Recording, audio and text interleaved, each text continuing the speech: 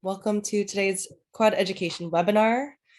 My name is Bianca. I am a team member here at Quad Education. We are an academic consultation firm dedicated to helping you get into your dream college. Today, we are going to be talking about handling the stress of college applications. I know this tends to be a very stressful time.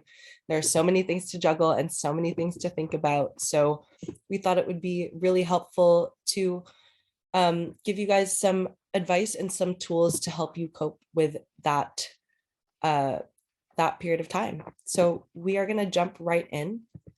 We're going to talk about firstly, we are going to be introducing our panelists.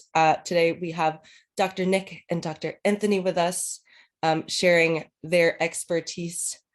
After that, we're going to talk a bit about why college applications can be so stressful and what can make it so stressful for most. We're going to talk about then some challenges that students face in terms of managing the workload that's required especially during application season. We're then going to talk about the importance of having a game plan. Then we're going to give you some steps to take to manage your stress, and then we'll finish it off with some more tips and then a Q&A. If you have any questions throughout the presentation that you can think of, pop them into the Q&A box, which is somewhere on your screen there, and we will do our best to get to them at the end. So we will start with our introductions. Dr. Nick, you can get us started here. All right. Hello, everybody from beautiful Houston, Texas. It's very hot here today, but my name is Dr. Nick Accrocco. I've been with Quad for a little over 2 years now, and I've worked myself at my alma mater, Vanderbilt University in admissions, and also the University of Pennsylvania within the Ivy League. It's great to see all of you here, no matter where you're joining us from, and we hope to answer any questions that you might have. And by all means, please ask us anything that's on your mind, anything you've always been wondering about. Awesome. And we also have with us Dr. Anthony Shannon. Hi, my name is Dr. Anthony Shannon. I am a recent PhD graduate from Harvard, where I did a lot of advising for prospective undergraduates, interviewing them for on their particular interests in especially the classics department.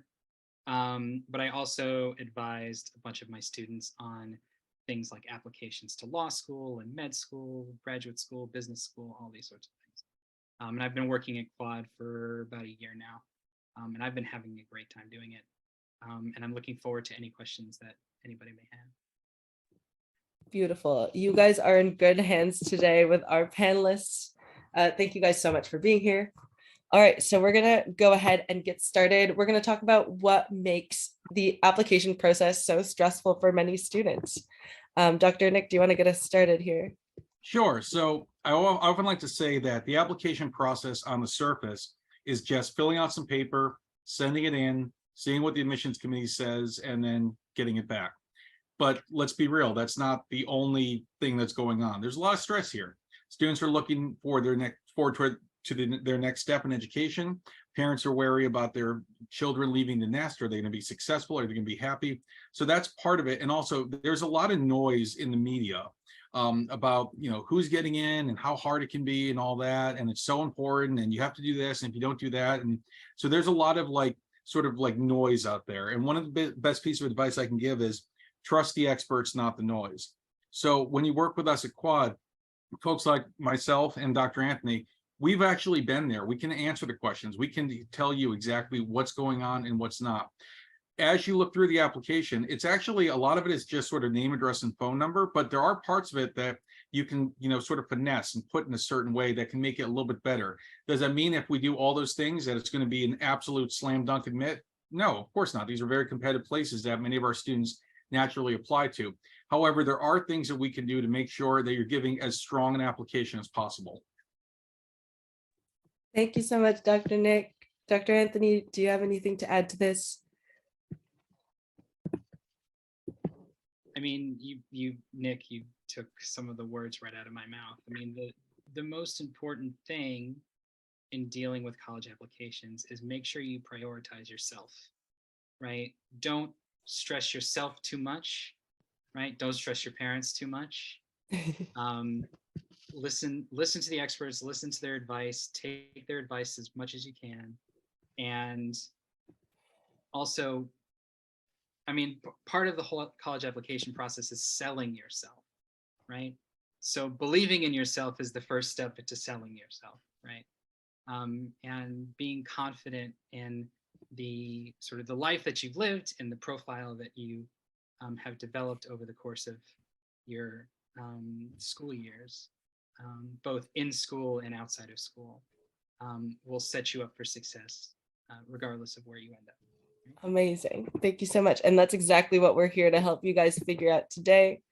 So now we're going to talk a bit about the different challenges that students face when it comes to the application process. Typically the things that, you know, students like yourselves have the hardest time kind of dealing with.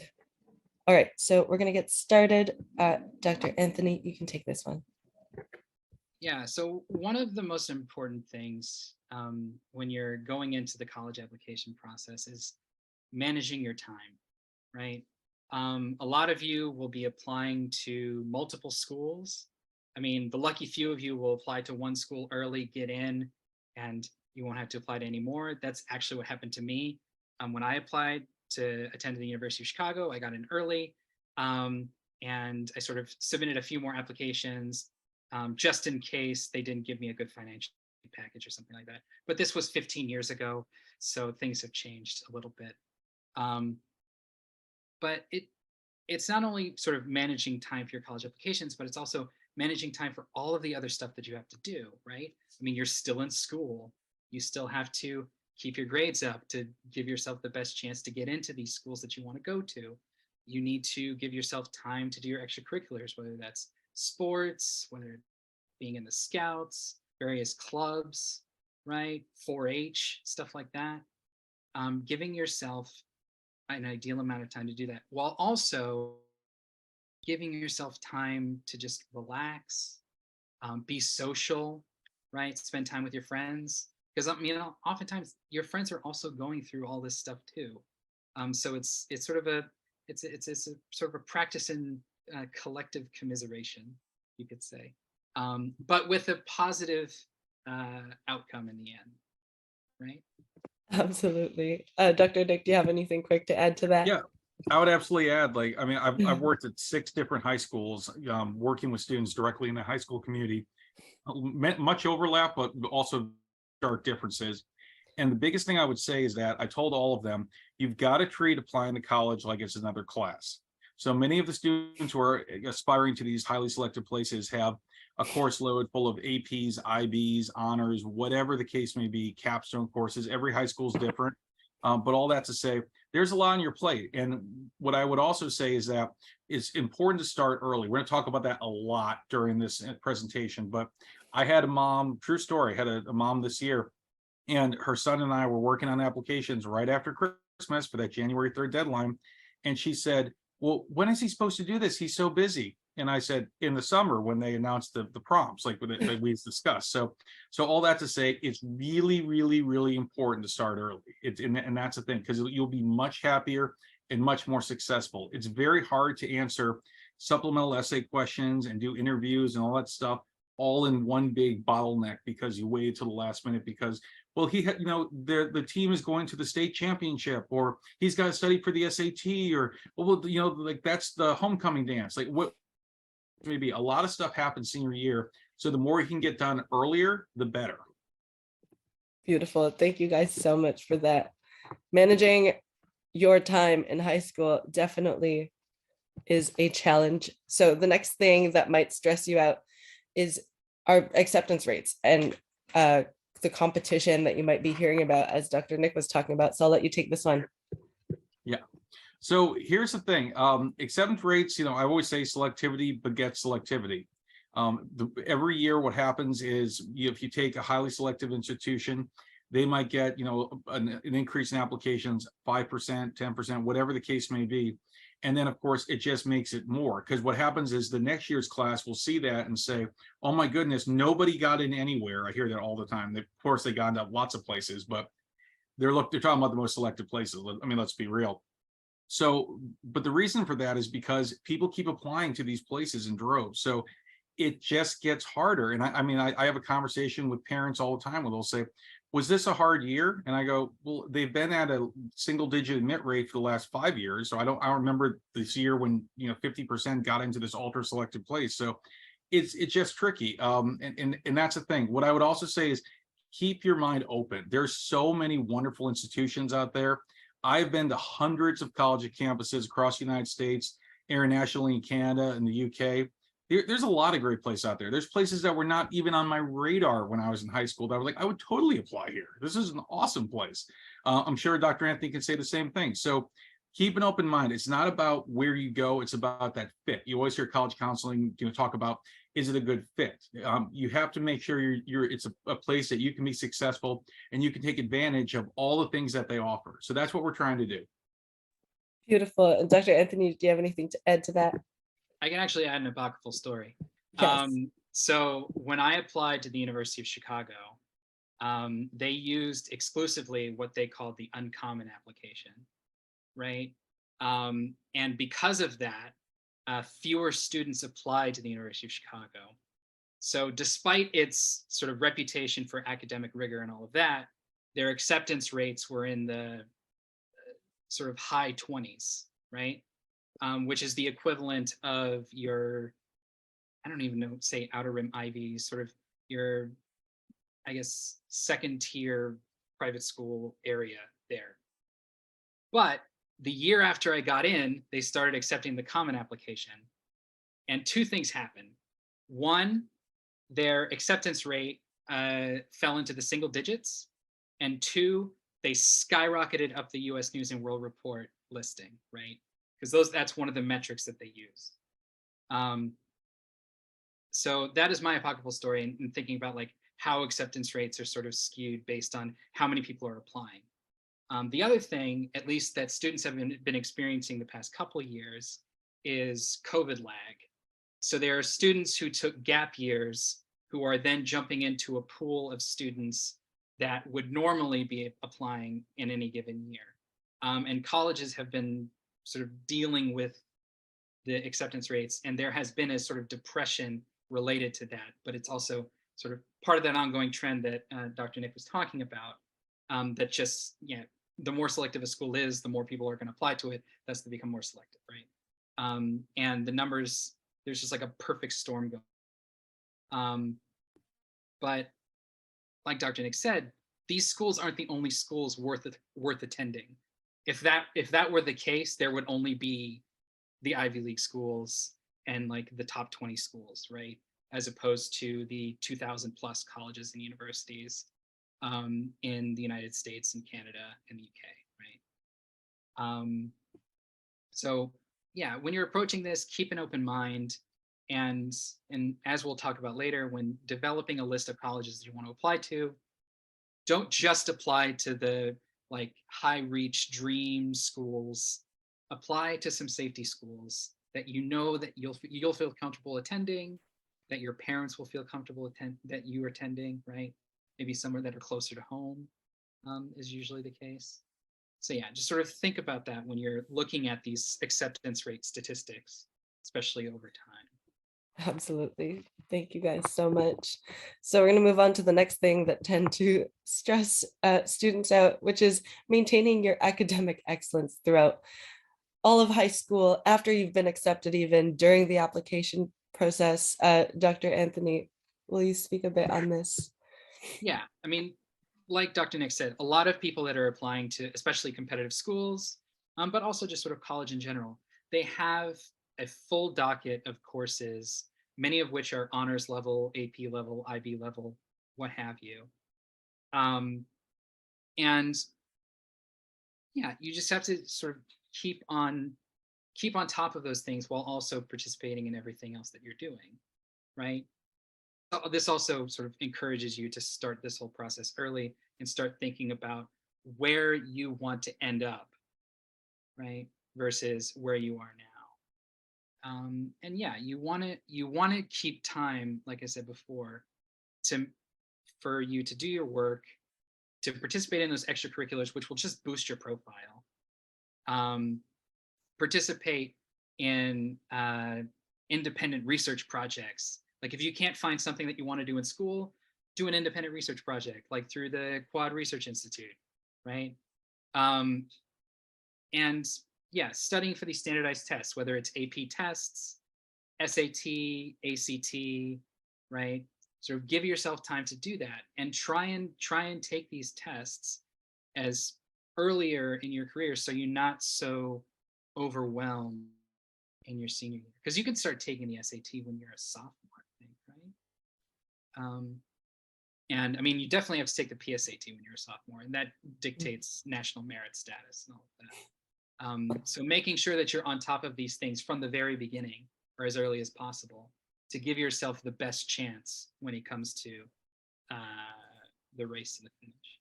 Absolutely. Okay, so we're going to move on to the next thing that tends to stress students out, which is funding and scholarships. Financial aid is a huge thing. College is not cheap. So Dr. Nick, do you want to speak a bit on this and why it might stress some students out?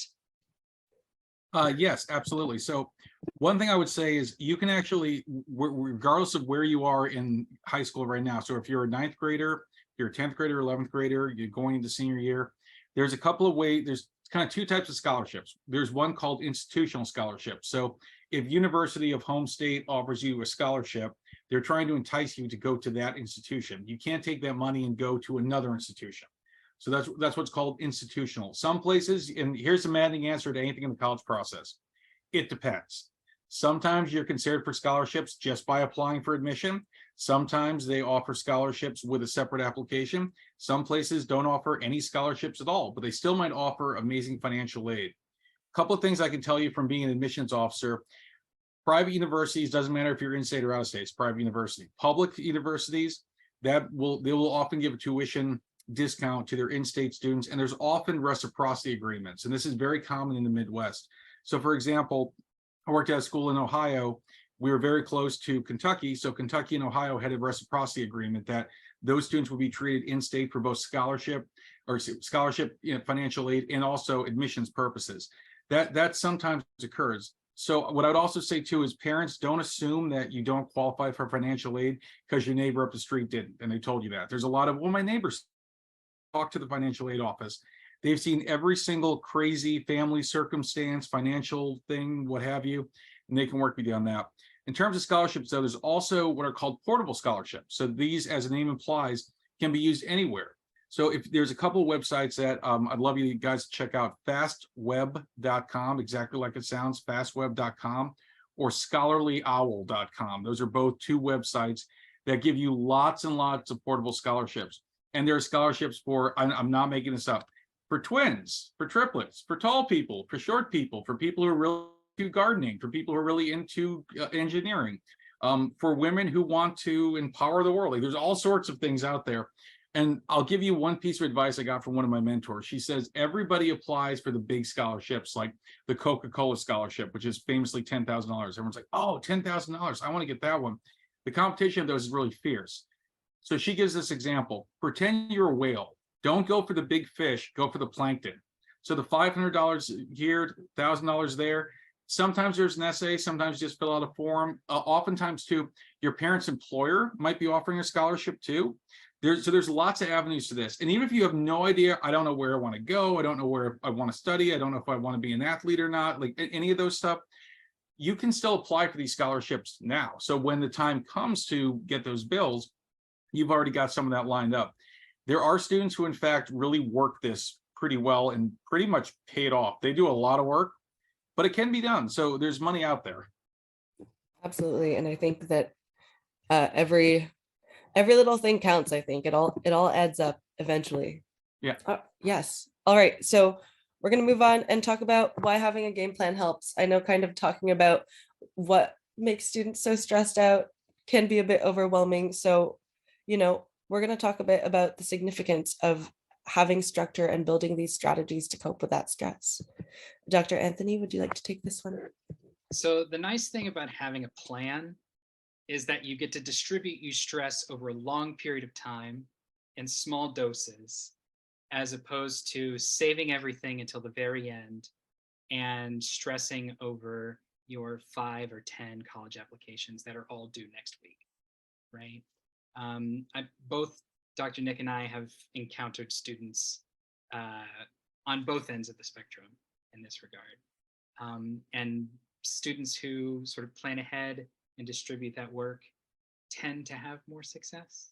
Though not always, but of course, yeah, 9 times out of 100, or 99 times out of 100, it's usually planning is better. And a lot of it is because it just makes it more manageable. It doesn't feel as much like a chore. It feels like a long-term investment in your future, right? And going forward from here, we'll talk about some of the steps to follow to develop this plan. And these are the sorts of steps that we help you with through Quad's college admissions counseling program. Beautiful. Dr. Nick, do you want to add something quick to this, or shall we move on? Yeah. So okay. so real quick. So the first thing that I always do is when I'm working with a student, I say, okay, when it gets to like this time of year and they're about to be a rising senior, as we say, senior in the fall, we work on their common application essay. That's the main thing.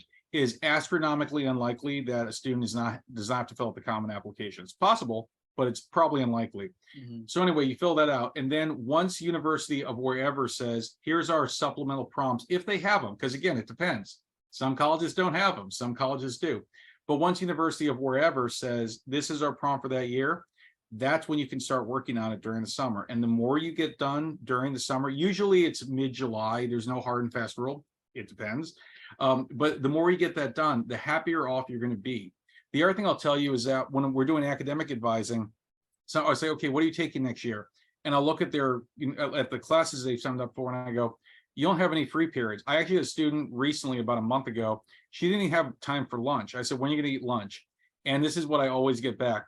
Oh, the teacher really likes me. That class isn't hard. I'm really good at it. I can eat lunch in her room. I'm like, you don't understand. It's like this. And I go, but you're overwhelmed. Like you need time to be with your friends, as Dr. Anthony was saying, but also come and talk to your college counselor. Like you need time for that. So I think sometimes, like whenever I see someone who's overloading their plate, I always go, he who defends everything defends nothing. It's one of my favorite Peter the Great quotes. All that to say, like, you want to make sure you've got that balance. And that's one thing we're really stressing is a good deal of planning, planning to plan and sticking to that plan, like that's going to be really helpful for you in managing your stress. Beautiful. Thank you guys so much. So with that said, we're going to get into the nitty gritty of today's webinar. We're going to talk about the different steps that you can take to minimize your stress and overall actually find time and learn to enjoy the application process. So let's get started, Dr. Nick. We're going to talk about doing your research, getting started early, getting to know the application process. Talk us through that. Yeah, so one thing that a huge piece of advice, because many of the students whom we work with, by definition, are seeking our services because they're applying to the most ultra selective places. They're going to ask you a lot of times, if you're applying to one of these places where they're getting lots of applications, why us? They might have they might phrase the question in this really lofty way, and we're a community of ideas. They want to know, why of all the schools in the land are you applying to us? They don't want to hear it's an Ivy. They don't want to hear it's ranked high. They don't want to hear Wharton is the best business school in the country. They don't want NYU is not interested in hearing there's so much to do in New York. They know there's a lot to do in New York. So what do they want to hear? When I saw Professor so-and-so was teaching such and such, it really got me interested. When I saw that you had an opportunity to do this, that got me interested. I'll give you one of my favorite examples. I would see so many why us essays, whether I was on the admission side or the consulting side, and they would say, well, they have study abroad, and I really want to expand my horizons. Every university has study abroad, pretty much. So a better answer is to be specific. So Wake Forest in North Carolina, famously, they have a house on the Venetian Canal. So a lot of students will study abroad in Italy, awesome, but that's a way better answer. When I saw that you had a house on the Venetian Canal, that got me excited. So that's a real big part of it too. So when you're going on these tours, and the tours can kind of blend together, I was a former college tour guy myself, many admissions officers were, but I'll tell you, they do kind of sound the same after a while. So write down the name of the lab, the name of the newspaper. I had a student write, I want to join a student newspaper. Well, what's it called? There's a name. At Rice University, which is right up the road from me, it's called the Rice Thresher. Get it? It's like Rice Thresher, but that's what they call it. That's a way better answer than I want to join the student newspaper. So write that stuff down. Also look at what the requirements are. I get a little, I don't really like when colleges post like their average GPA, because every GPA is different. I've seen GPAs on 4-point scales, 5-point, 6-point, 8-point, 10-point, 13-point, 100-point. We don't believe in grades. I've had schools that do not give grades. So that GPA is a little weird. However, your own high school probably has internal data, usually using a service such as Naviance or Score or Maya Learning. Those are kind of the big three, where they'll show you, here's what students had in the past, and here's how they fared. And it doesn't give you all the data points, but it gives you a rough idea. You can have like the best GPA in the world, but it may not be exactly all the criteria. But all that to say, they'll give you a ballpark figure, as we say. So as you go through this process, what you'll find is that they're basically asking you in a very roundabout way, what exactly was available to you, what did you do with it, and what will you bring to our campus when you come here in the fall? Amazing. Thank you so much, Dr. Nick, for that. So we're going to move on to our next step, and that's setting goals. After you kind of know what you need, know what the requirements are, know what you want from a college, it's time to set goals. So Dr. Anthony, would you like to speak on this? Yeah, so like after you do your research, you should have a good sense of what your academic standing is, whether it's your GPA or your sort of comparative equivalent academic quality, whatever. We don't believe in grades, etc. You should have an idea of where you stand, and think about sort of the typical profile of schools that are interested in students with that general profile, in addition to the extracurricular activities and other experiences, whether it's independent research projects, volunteering to build a church in a third world country, that sort of thing. And if you haven't done stuff like that, make a plan to join a club, to start a club that doesn't exist at your school, and be the president of that club and put it on your resume. Sign up for things like going on archaeological excavations in like Spain or Italy or England or Germany, France. Those are always fun. I'm an archaeologist by training, so I always promote archaeology wherever possible. And it's also a fun way to sort of build in your personal statement, like working with a team where you had difficulties with communication, but were able to like work through it and come out all the better. And when you're thinking about schools, and I mean, if you haven't taken the SAT or ACT yet, or you have and your scores aren't quite where you think they should be, think of ways to prepare or better prepare for those exams, whether you're getting tutoring or you're sort of buckling down and preparing for it more instead of, say, winging it the first time you took it, just to get a sense of what it was like. So yeah, set goals for yourself. And like I said, these goals will help inform the profile that you are developing in your application, both through the sort of black letter text of everything, like the back of the baseball card stats, but also your personal experience, your personal state. And perhaps is these certain ideas that you can draw into non-personal statement prompts, right? To make the sort of other essay prompts feel a little more personal as well. Beautifully said. Thank you so much, Dr. Anthony. So we're going to move on now to the next step. We're going to talk about creating an application timeline. Dr. Nick? Yeah, so this is what I like to do with every student. So basically, when we get to this time of year, if you're applying in the fall, so I'm just going to speak to that real quick. Basically, we're going to, as I said, we do the Common App first. The Common Application has 7 essay prompts to choose from. Admissions officers do not care which one you pick. Number 7's topic of your choice. You can write about literally anything. And I've seen essays that made me laugh. I had essays that made me cry. I had essays that inspired me. I had essays that shocked me. I had essays that I thought, I can't believe you're writing about this. just use your imagination. Yep, I've had those.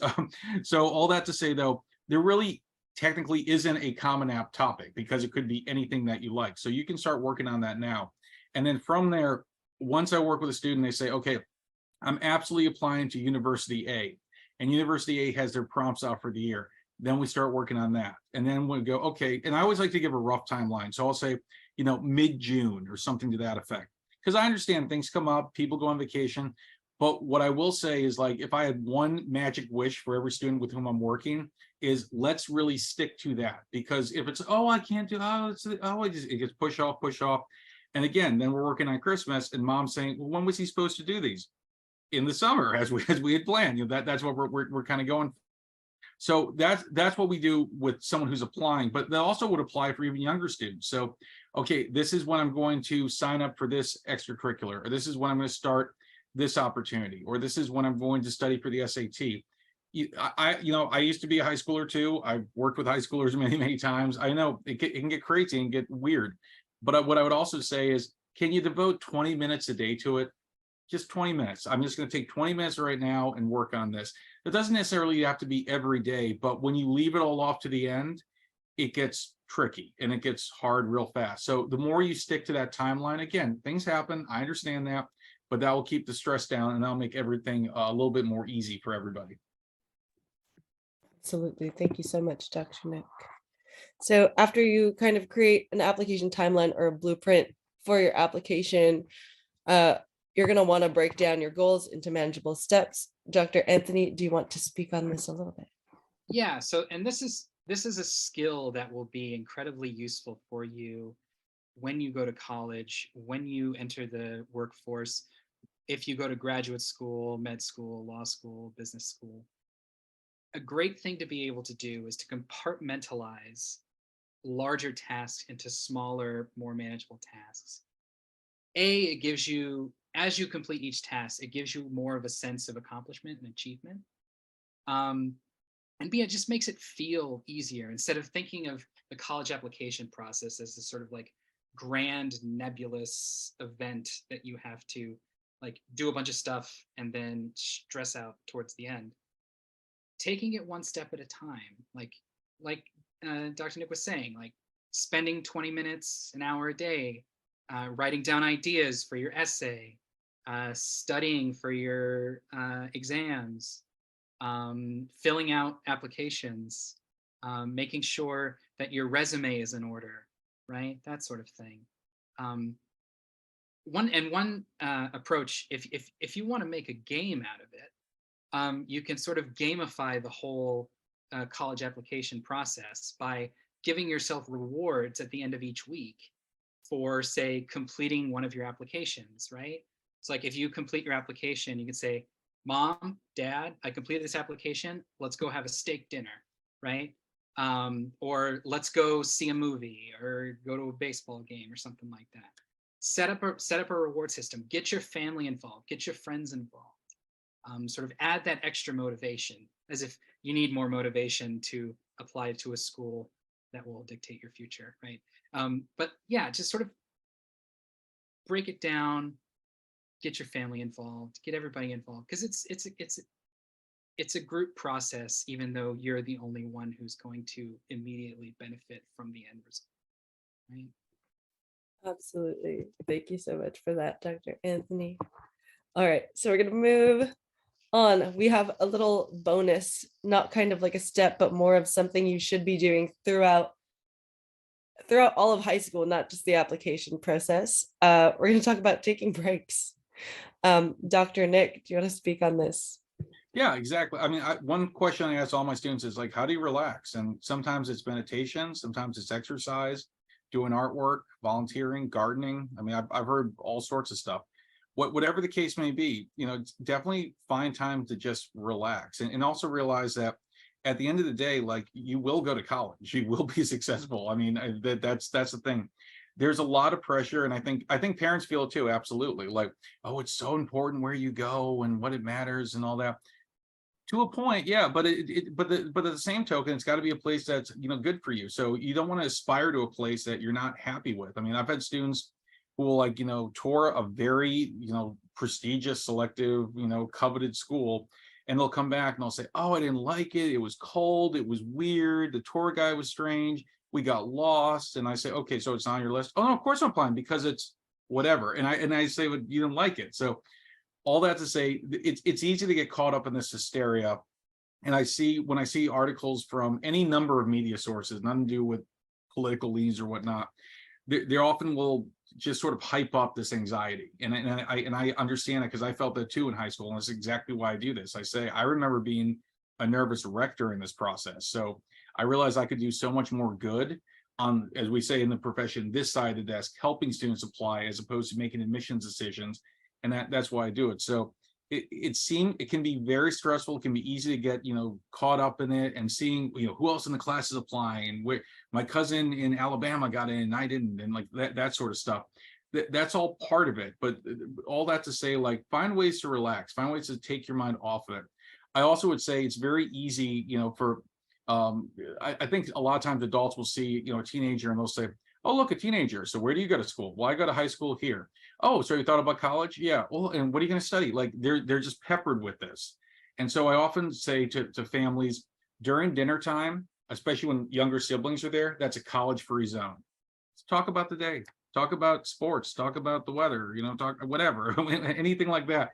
But it can easily consume families, and it doesn't have to. It's important, yes. That's exactly why we're here. It's exactly why we do what we do. But at the end of the day, like, there's more to life than just applying to college, so find that time to relax. Thank you so much for that, Dr. Nick. All right, so we're going to move on to our next section. We're going to expand a lot more and talk about some more specific tips and things you can do to manage your application stress. Yeah, so let's get started. Dr. Anthony, the floor is yours. Yeah, so I mean, I feel like these three tips are pretty straightforward, but we sort of still have blinders on when we're thinking about college applications, because as Dr. Nick and I have been talking about, like, prestige is one thing, but fit is another, right? But first, start early, right? Start thinking about what colleges you might be interested in as early as possible, right? You can start in your freshman year and like think ahead and think about what courses I need to take to build the profile that I need to be even considered for my dream school or my dream schools. Let's put it that way. And if you're just getting to the process at the end of your junior year, in the summer before your senior year, get stuff done over the summers, right? That's actually something on the next slide, so spoilers. And something that we've been talking about this whole time. And when you're thinking about the schools that you might apply to, be realistic, right? If you don't just apply to the top 20 schools just because they are the top 20 schools, right? Because A, you're not the only person who's thinking that way, and thus you are competing with everybody else, right? And B, it's always better to distribute the odds to be in your favor, right? Yes, you can submit that application to one of that dream, like, far reach school, because hey, you never know. An admissions counselor may be having a good day. But you should also apply to, I mean, we call them safety schools, right? But there's still schools that you would actually want to attend, right? If it's your sort of local flagship state school, though some of those aren't necessarily safety schools anymore. If there's another tier of public school in your area, small liberal arts colleges that might be interesting to you. There are also colleges that have widely recognizable names, schools like Hofstra, who have rolling admissions. So even if you sort of strike out in the applications that you submit, you can submit an application after you get your decisions from everywhere else, and you'll hear back from in a week and say, hey, you get into Hofstra, and Hofstra is still a great school, right? So there's always a school out there for you. You just have to find it, right? And that builds on to the third point. Don't fixate on one school, right? You are setting yourself up for disappointment, potential disappointment, I should say, if you fixate on one school, right? Especially if that school is one of those like far reach out in the ether schools. Be realistic about who you are, what your profile is, what your like academic achievement is, what your extracurriculars are, how you can sell yourself, and yeah, apply as broadly as possible. But again, don't apply to a school just because everyone else is, or because you've heard of the name, or because you know that it's a good school. Only apply to it if you feel like you would actually want to go there if you got in. Because remember, college applications still cost money. And I'm sure your parents would appreciate you doing your due diligence. And that's also what we are here to help. Beautiful. All right, so we're going to move on to some more tips. Dr. Nick, would you like to speak on these? Yeah, there's a couple of things that just kind of piggybacking on what Dr. Anthony said. You know, there's 4,000 roughly in the United States alone. Can you find 3 that you can absolutely get into that you'd be happy at? I think you could. And I used to always say in my info sessions as admissions officer, the good news is there are literally hundreds of places that you can be happy at. The bad news is you got to go find what those are. So all that to say, you know, keep that in mind. Like it's not about applying to all these places. And I'll just say real quickly, I have students every year and they didn't get into where they hoped. They're, you know, we call it likely safety foundation, whatever you want to call it, but places that you have a really high chance of admittance rate. And this is a nightmare. This is the end of my life. I'm the worst college counselor in the world. I get this every year. And then you check in the fall, they're so happy. They can't imagine being anywhere else. They've got a professor. So it seems really important. And what I always say to students is it's actually really important you take a 4-year degree. It's surprisingly less important where it's from. And that's a hard pill to swallow because everyone's saying otherwise. But all that to say, like keep in mind, there's lots of places you can be very happy at. As we have said, over the course of this conversation, the summers are a great time to get this stuff done. I want you to go have fun. I want you to go to the beach. I want you to go to the concert and this family vacation, all stuff. But use that time. One thing that blows my mind is I have a lot of families that say, well, we're going for 2 weeks on vacation and there's no internet. Where are you going? London. There's no internet in London or wherever. It doesn't matter. It could be anywhere. It's just like, I'm pretty sure like in 2023, most of these places have that. All that to say, even if there's no internet, you can still type. If there was not internet, 30 years ago, students could work on their application. So definitely use that as time to work on it. But as we also said, have a social life and don't make college the whole hallmark of the conversations you have with your friends. Every high school group certainly will have that one person who just can't stop crowing about they're applying here, or they went on this tour or whatever. All that to say, like talk about just normal stuff like that's not related to college. I mean, that's also going to be really good for keeping your head on straight. So amazing, thank you so much. All right, so I'll move on to the last bunch of tips here. Dr. Anthony, the floor is yours. And to piggyback off of sort of having a social life, don't necessarily shy away completely from working with your friends on college applications, right? Again, they're all going through this process. Sometimes it's nice to sort of be able to share your essay with a friend and see if they think it's good, and you doing the same for them. Maybe you're even applying to the same schools, and that'll be helpful. Don't be afraid to ask for help, whether it's from your friends, family members, teachers, counselors, mentors. Just everybody wants you to be successful. Everybody wants you to go to college, right? So be willing and able to ask for help. And then lastly, remember that the focus of the college application process is you, right? You are your only competition. You have to prove that you are the ideal candidate for the school, right? You're not comparing yourself to anybody else. You to put forth your best self to the college admissions committee, right? Working on building up your profile to align with what you think should be attractive to schools of your choice is great. But also be yourself, right? Don't just write what you think the colleges want to hear. Write what you want to tell them, right? That's all I have to say. Yes, absolutely. I think one of the things that I've taken away from these webinars is that the college application process is a two-way street. As much as you want to get into a college, a specific college, it's also important to focus on your needs, because you're the one going there. You're going to be spending the next X amount of years of your life doing that. So it's important to look after yourself.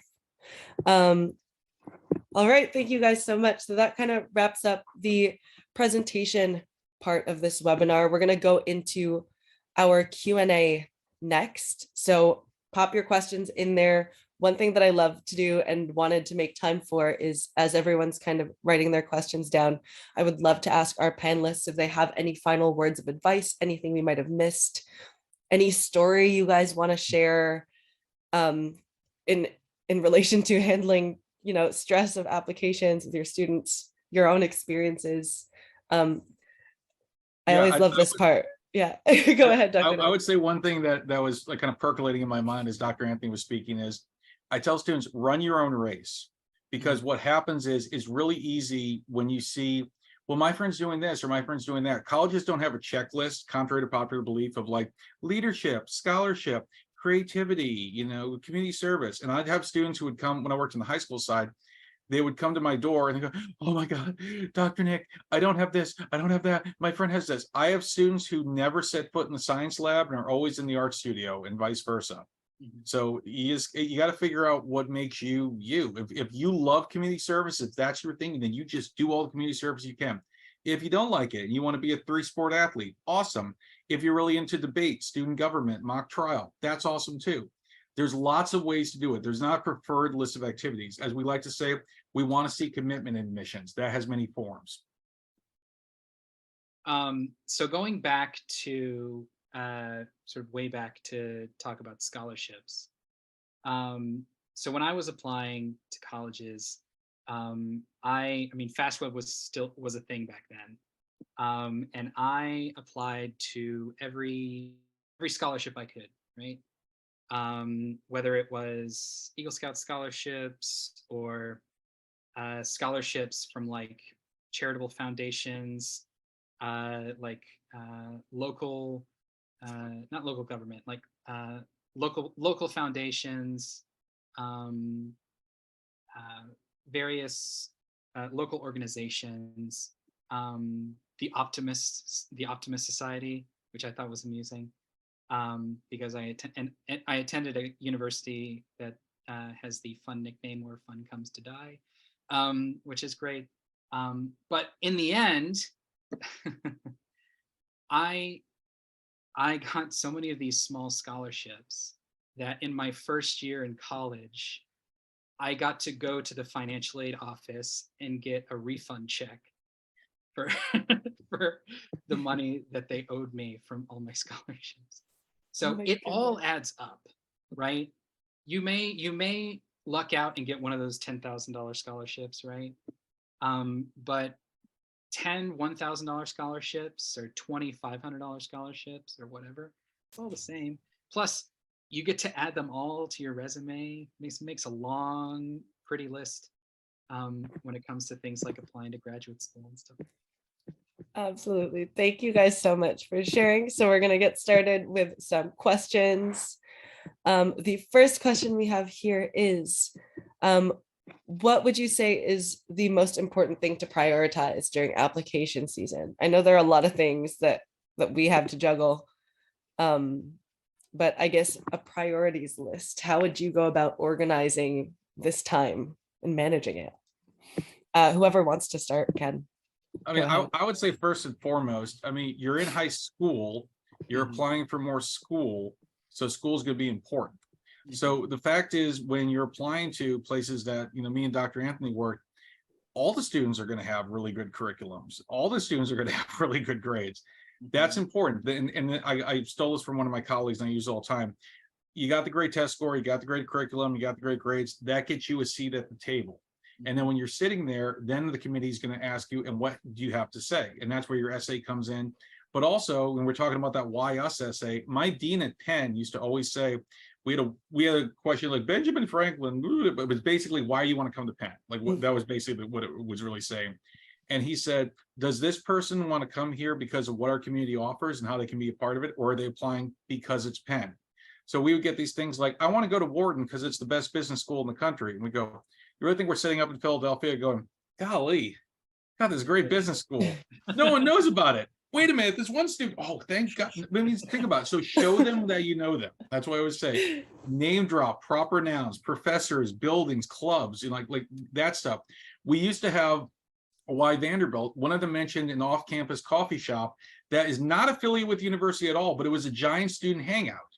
And I was like, it was called Fido. It's in an old pet shop. That's why it's called Fido. So I was like, oh my God, they know Fido. I would read applications at Fido. I used to study at Fido, and I would read applications as an officer. I'm like, he's one of us. So that's what you're looking for. And my friend at Rice, she went to Rice. She's a deputy director, and they have a why Rice application or question. And she says, it's the easiest question we ask, and they always get it wrong. Yeah. Why do you want to come here as opposed to Johns Hopkins or Vanderbilt or Duke or any other Rice overlap? So that's really an important thing to think about too. Awesome. And do you have anything to add to that, Dr. Anthony? I mean, other than sort of prioritizing the application or your sort of academics and your application itself, prioritize yourself, right? Take care of yourself.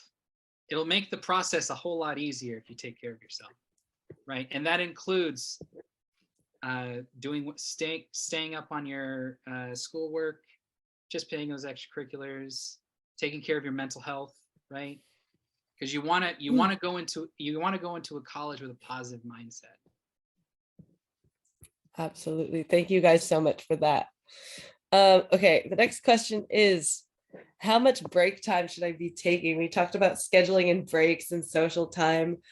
I know for myself too, sometimes I schedule in breaks that are a bit too long. Ideally, how would you kind of balance like time for yourself? There's so much going on. I mean, as I said earlier, like I would say applying to college, it's consider it like another course. Put it in, and that includes during the summer when you're not taking your other courses. Like even if it's just every Saturday, I'm going to work on this for an hour. That'd be swell. I mean, that'd be awesome. What I think happens is, oh, well, family, like I one time had a call scheduled with a student, and half an hour before he goes, oh, can we postpone it? My cousins came over. And I go, okay, we got a deadline in 3 days. Oh, but my cousins are here. Right. But then and then what happens is, oh my goodness, like it's right before the deadline. It's so important. Can you help me? Can you help me? I know it's late. I always try to like get rid of, I know it's late. There's a lot of that. So what I would like, just put it into your schedule, but that includes like, if you've got a summer job, if you're interning, if you're doing research, I mean, whatever the case is, maybe you're taking care of, older or younger siblings or older loved ones, like that can be part of it too. But what I would say is like, make sure you don't put this off to, oh, I've got time, because that's when it gets tricky. Absolutely. And do you have anything to add to that, Dr. Anthony? No, that's pretty straightforward. We actually have a question Q&A. Yes, absolutely. So someone here is asking about early decision. What is it? Should I do it? Take the floor. So early decision is one of several options for college applications. Early decision basically means you are applying to a school early, hence early. And you are saying, if I get in, I will come here, right? In fact, if they admit you, you kind of have to go there. There are admittedly special circumstances where you can back out of that decision, but it does not reflect well on you. But it basically gives you the opportunity to hopefully figure out where you're going to school early, so you don't have to apply to a bunch of other schools. A similar version or a similar application term is early action. So it's the same process. You apply early, usually about a month or two before the usual deadline.